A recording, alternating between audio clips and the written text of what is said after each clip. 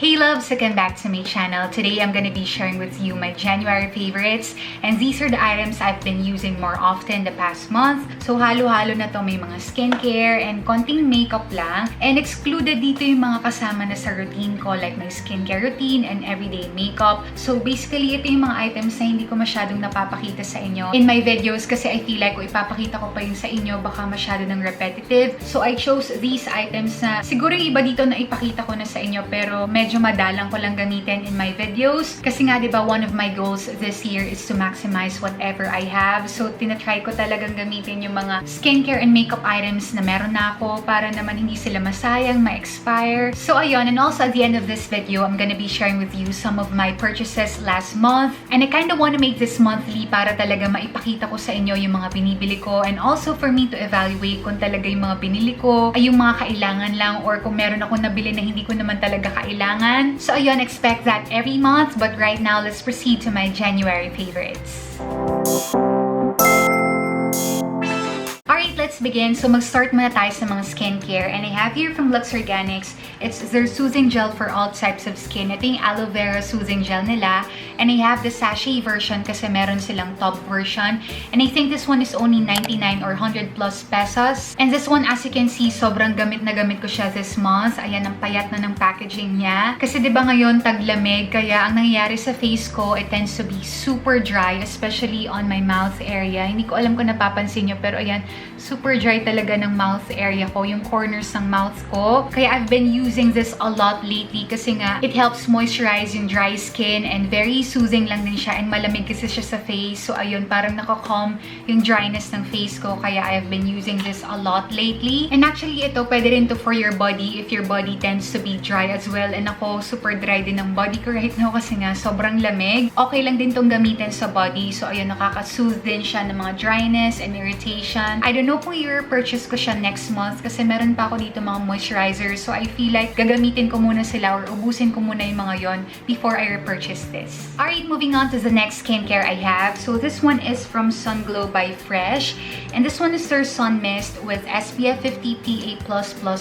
Basically, ito kasi meron pa ako kaya inuubos ko lang talaga siya. And actually, this is my second bottle already kasi nakaubos ako ng isang ganito before. So ito, repurchase ko na siya. And to be honest, na-enjoy ko naman talaga tong product na to. Well, I think yung con na masasabi ko dito is just the scent of it kasi medyo matapang siya. But besides that, okay lang naman sa akin tong product na to. And ayun nga, goal ko lang talaga is to finish this. Kaya ayun, ginagamit ko siyang madalas last January. So ayun, let me know if available pa rin to sa mga Watsons stores. Kasi ako, nung nag-visit ako sa mga Watsons stores lately, parang hindi ko na to nakikita. Or I don't know if sa Lazada meron pa, sa Watsons store Lazada. But wait love, so available pa rin pala siya sa Watsons store Lazada for 299 pesos. So I'll just link it down below if in case interested kayo. Okay, moving on to the next item. Ito, madalas nyo ito nakikita sa mga videos ko pero in the previous months, I cannot really say na ginagamit ko siya on a daily basis. Pero nung January, napansin ko na mas nagagamit ko na talaga siya. And this one is from Lux Organics, the Ultimate Defense Tinted Sunscreen, and I'm in the shade Fair. Actually, matagal na to sa akin ever since yung first release sila kasi I believe nag-reformulate sila ng mga tinted sunscreens sila. But this one, ito yung pinakaunang version or yung pinakaunang formulation. So ayun, I figured na talagang kailangan maubos ko na to kaya ginagamit ko siya palagi kasi baka ma-expire lang siya, masayang. So I've been using this a lot nung January and you know how I feel about this. Super gustong-gusto ko talaga tong product na to. It's very lightweight, very comfortable to wear, hindi siya malagkit, madali lang din siyang i-blend. And overall, I just really love this product. It's just that talagang inuubos ko siya ngayon. Hopefully soon talagang maubos na siya para hindi naman talaga masayang. And last one in the skincare category, I don't know if this is really skincare but for me, parang ganun na rin. So I have here yung Vaseline 100% Pure Petroleum Jelly. And ito yung original lang. So since nga nagda-dry yung face ko super, especially dito nga sa mouth area ko, ayan, meron akong extreme dryness here sa side ng mouth ko. So I've been using this one for those areas.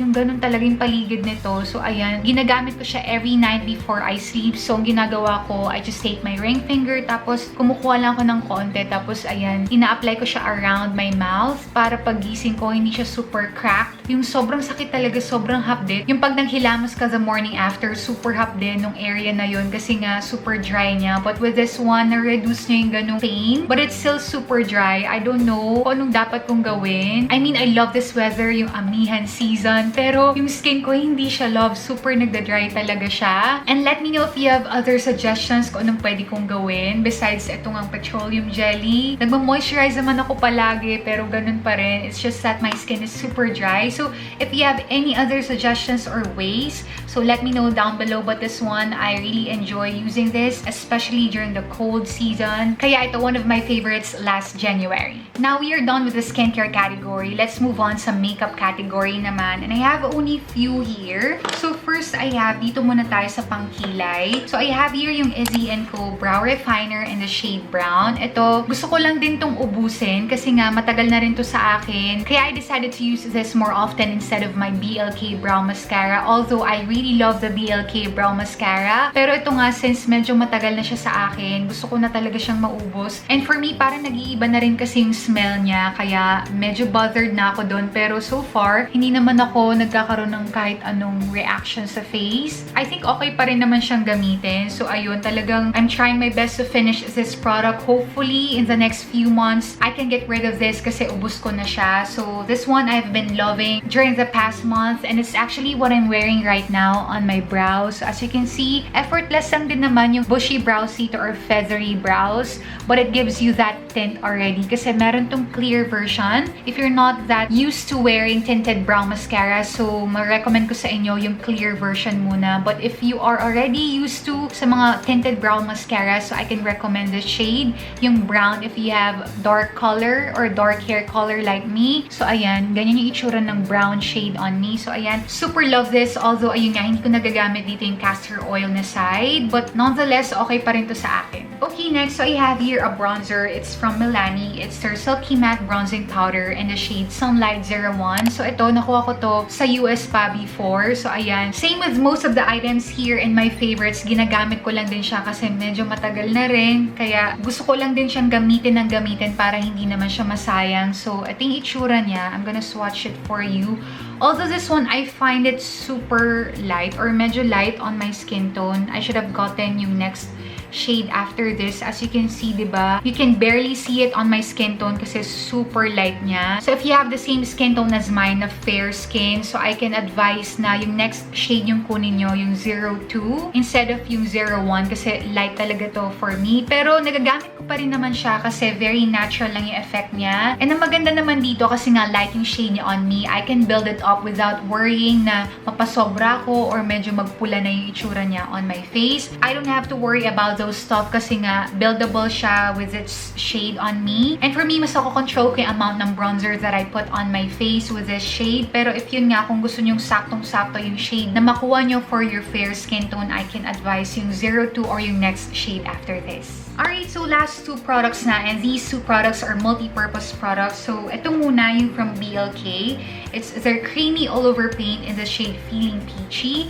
So, ganito yung shade niya. I'm gonna swatch it for you.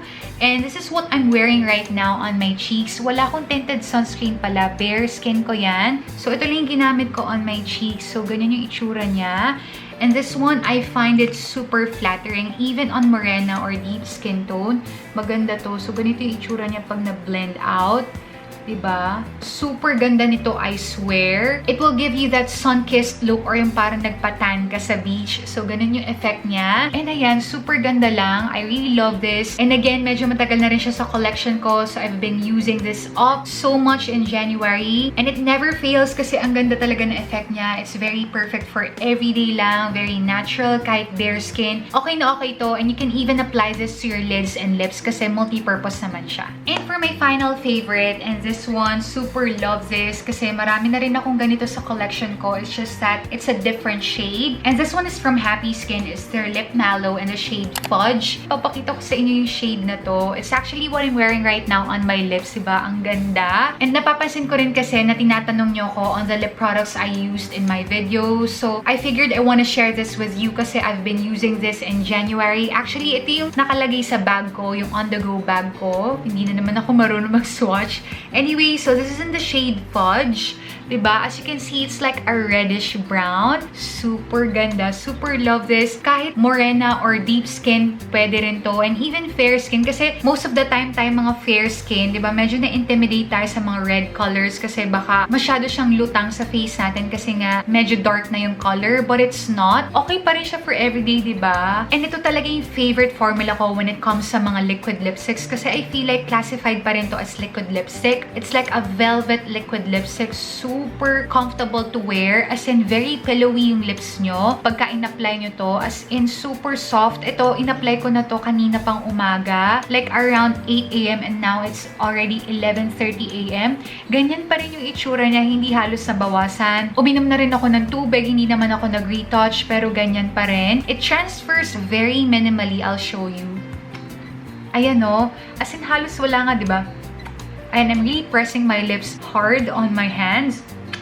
Ayan, as in wala, diba? Or kung meron man, ayan, meron naman, diba? Pero very minimal lang talaga. Kaya I super love this. Kaya I got the shade Fudge. Kasi before, yung first time na na-try ko to is in the shade Fresh Brew and Cinnamon. I still have those. Pero ito, lately yung ginagamit ko kasi nga na-in-love ako sa shade na to. Kaya I can recommend this one. Mask-friendly rin to kasi yun nga, minimal lang yung transfer niya so you don't have to worry. Alright, love. So there we have it for my favorites during the past month of January. So now let's proceed sa mga purchases ko, and like I mentioned earlier, this is for me to evaluate whether yung mga purchases ko ay yung mga kailangan ko lang talaga or kung nag-fail ba ako kasi meron akong nabili na hindi ko naman kailangan. So we'll do this every month para we can keep track sa mga purchases and expenses ko, and hopefully magawa nyo rin yun para sabay-sabay tayong mas maging conscious and mas intentional when it comes to our expenses and purchases. Okay, love, heads up lang, medyo TMI itong mga items na to pero I'm gonna share them with you anyway. So first I have here, yung nire-purchase ko is from Fresh.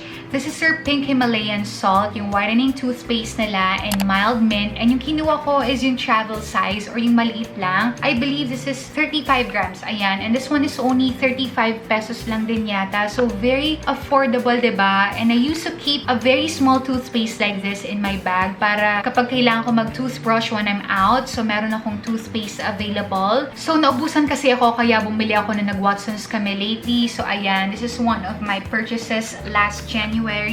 So next purchase naman is this. This one is from Deonat. Ito yung Aloe Mineral Deodorant Spray nila. I don't know if napakita ko na to sa inyo in my videos before. Kasi parang before ang napakita ko sa inyo yung stick version pa nito. I found na mas okay itong gamitin. Mas convenient siya. Kasi yung stick, kailangan mo pa yung basain, yung surface ng stick para may apply mo siya to your underarms. Pero ito, isa-spray mo na lang siya sa underarms mo and very convenient. So ayan, I've been really loving this product. Siguro mga nakatatlo na ako nito. Kaya this one is my third purchase already. Kasi paubos na rin yung ginagamit ko ngayon. Kaya bumili na rin ako. Sinabay ko na siya na nag-Watsons ako. Kasi anyway, mauubusan na rin naman ako. Kaya bumili na ulit ako. And ito parang 180 plus pesos lang. And for ilang months mo na rin siya magagamit. Kaya super sulit. Okay, next naman, while we're at it sa underarms. So I have here yung Woman's Body Shaver. I bought this kasi this year I decided na magpa-diode underarm laser na ako. And one of the things na kailangan gawin before treatment is mag-shave. So, I'm not really into shaving. Hindi talaga ako nag-shave before. As in, wax lang talaga yung ginagawa ko for my underarms. Kaya medyo skeptical ako nung sinabi na kailangan i-shave yung underarm before the treatment. Kaya, honestly, wala talaga akong idea kung paano. Kaya nahirapan talaga ako. But I already had my first treatment. And by the way, sa Skin Station ako nagpapa-treat or nagpapagawa ng diode underarm laser. Anyway, so yun nga, I got this Woman's Body Shaver kasi sabi sa Skin Station, before you go in for your treatment, dapat nakapag-shave ka na. Kasi before, ginagawa naman talaga nila yun doon. Sila na yung nagsishave. Kaso ngayon, since pandemic, in-advise sila yung mga clients nila to do the shaving at home para nga, yun nga, less exposure, which is okay lang din naman. Pero yun nga, since ako, hindi naman ako marunong mag-shave, so nahirapan ako. But hopefully, I will get the hang of it. Sana naman on my next treatment. So ayun, I got this Woman's Body Shaver for around 99 pesos or 90 pesos. Basta ganun yung price niya. And this one, hindi lang siya for your underarms. Pwede rin siya sa legs or wherever you want to shave. So, ayan, I got this one. And wow, so last na pala. So, yung last na pinurchase ko last month is this one. It's a panty liner from Charmy. So, ito yung nahiya akong pakita sa inyo. But anyway, it's a girl thing. And ano naman, diba? So, this one is yung 20 plus 2 free panty liners. And to, mura lang talaga, 20 pesos lang. Parang piso isa, diba? May free ka pang dalawa. So, 20 pesos lang to sa Watsons. So, I got this one. And basically, this is just a daily feminine need. So, no-brainer, no questions. Bumili ako ng panty liner. Hold on, loves. Munti ko na makalimutan. Meron pa pala akong isang binili last January. And this one is a face shield. So, yung face shield kasi namin ni Carl last time, yung acrylic din siya, pero flat, ganun. Pero nasira na siya dito sa part na to, yung parang stem niya. So, nabasag yan. Kaya we thought of replacing it. So, this time, kinuha namin is yung round naman. And I thought na mas maganda yung quality nito kasi anti-fog daw siya. So, let me try it for you. So, anti-fog meaning hindi magpa-fog yung... Ito yung pinaka-shield kasi diba there are face shields. So, kapag nagsasalita ka, kahit naka-mask ka inside, nagpa-fog siya. So, parang hindi ka na makakita through your face shield. But this one, diba, kahit salita akong salita ngayon, hindi siya nagpa-fog. So, ang ganda kasi even if you are outside, you are talking, or kung napapawisan ka man, or yung simpleng paghinga lang, diba? Hindi magpa-fog to, kaya okay na rin for 130 pesos, sulit na sulit din kasi magagamit naman talaga to, and this one is very essential during this time. And you'll never know hanggang kailan tayo magpa-face shield, diba? So it's really an essential and kailangan talaga, kaya I can still consider this a wise purchase. Hindi siya masasayang kasi magagamit naman talaga. And yeah, so those are the things I purchased last month, diba? Super konti, as in, now that I will evaluate myself, I did a good job kasi yung binili ko are only essentials. Panty liner, toothpaste, deodorant spray, a razor, diba, na magagamit ko naman for how many months. So, I'm really certain na hindi masasayang yung pera ko sa mga binili kong to. And wow, I'm so proud of myself for January. Ayan lang yung mga binili ko. So, there we have it, loves, for today's video. So, those are my January favorites and my purchases. And like I said, I'm so proud of myself na I'm really starting to maximize whatever I have. So, yung mga pinakita ko nga sa inyo, yun yung mga items na madalang ko lang gamitin. Kaya I decided na unti-unti ko silang gamitin hanggat sa maubos sila para hindi masayang. And sa mga purchases ko naman, yung binili ko, mga essentials lang talaga. I hope you liked today's video, and if you did, don't forget to hit the thumbs up button. Check me out on my socials at Instagram, I'm WendyXTN, and Twitter at WendyRoman. And before clicking out, I post the videos every Friday and Sunday, so make sure to subscribe and ring the bell to get notified. Thank you, loves, for watching. I'll talk to you soon. Love, WendyXTN.